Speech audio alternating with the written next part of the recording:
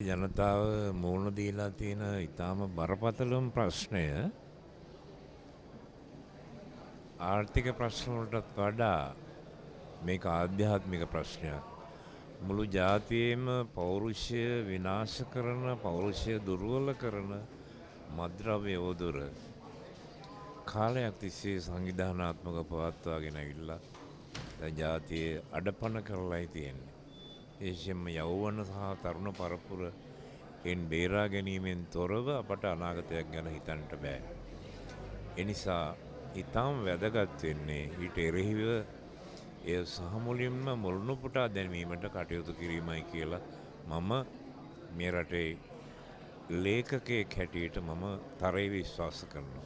මම ගොඩාක් පුනරුත්ථාපන වැඩවලට සහභාගී වෙලා තියෙනවා. ඉතින් රට මේ ගොඩාක් අපේ දරුවන්ව මේ රටේ මිනිසුන්ව පුනරුත්ථාපනය කරන්න අවශ්‍ය මොහොතක ජනාධිපතිතුමා මේ වැඩපිළිවෙල කරගෙන යන්නට සූදානම් වෙන නිසා හැකි සහයෝගයක් ඒ පැත්තෙන් ලබා දෙන්න තමයි මම අද ආවේ. මුලින්ම සතුට වෙනවා ඇත්තටම අපි රටක් විදිහට එකට එකතු වෙන්න ලැබෙන එක. විශේෂයෙන්ම අනාගත දරුවන් වෙනුවෙන් ජාතික කර්තව්‍යයක් සිද්ධ වෙන මොහොතක මම හිතනවා අපේ රට වඩා සංවර්ධනය දක්වා යන ගමනක් වෙනුවෙන් අපි හැමෝම හින දැක්කා. ඉතින් ඒ වෙනුවෙන් යම්කිසි වැදගත් පියවරක් සිද්ධ වෙන මොහොතක් අද.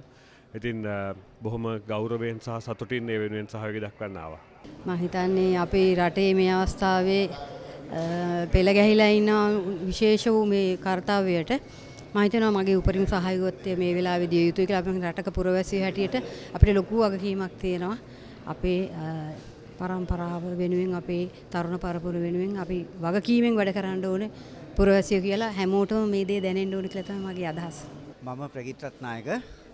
අතන මගේ විෂය කලාපේ චිත්‍ර කලාව. නමුත් මේ මම හිතන්නේ මේ වෙලාවේ අපි එකතු වෙන්නේ සහ මේ රටක් හැටියට, මිනිස්සු හැටියට මම හිතන්නේ මේ කියන්නේ අපි මග හරින්න ඕන කාරණාවක් වෙනවා. ඒ කියන්නේ මම හිතන්නේ මේක ඊටාම කියන්නේ බරපතල, එහෙම නැත්නම් ඒ කියන්නේ ශුද්ධ තලයේ සහ මහා තලයේ අපි කියන්නේ ඇතුළටත් එළියටත් කඩා වැටෙන, එහෙම නැත්නම් විනාශ වෙන මේ දෙයක් තමයි මේ මද්ද්‍රව්‍ය කියන එක. මම හිතන්නේ ඒක ලොකු මෙකැනිසම් එකක්. ඒ මෙකැනිසම් එක ලේසි නෑ.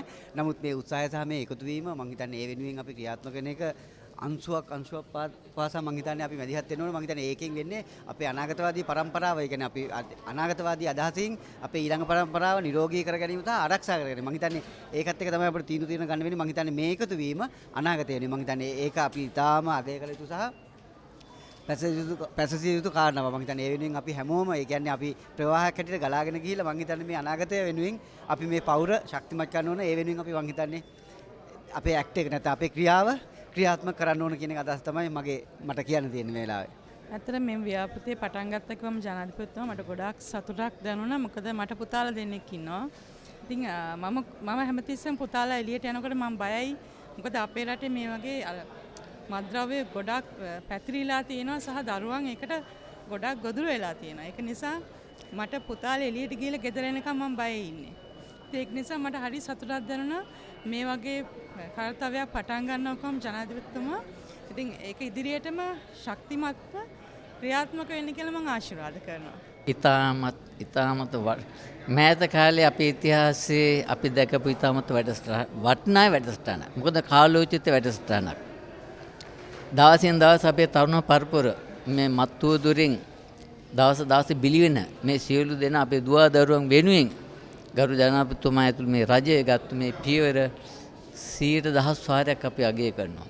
මොකද අපේ දරු පරපුර රැකගන්න තමයි එතුමාගේ මේ සංකල්පය අද මේ දියත් කරන්නේ. මුළු රටම අපි එක්කාරිස් වෙලා මේ කටයුත්තට අපි දායක වෙන්න ඕන. සියලුම දෙමාපියන්ගෙන්, සියලුම රටවැසියන්ගෙන් මා ඉල්ලා සිටිනවා මේ සත්කාරයට සියලු දෙනාගේ දායකත්වය ලබා දෙන්න කියලා.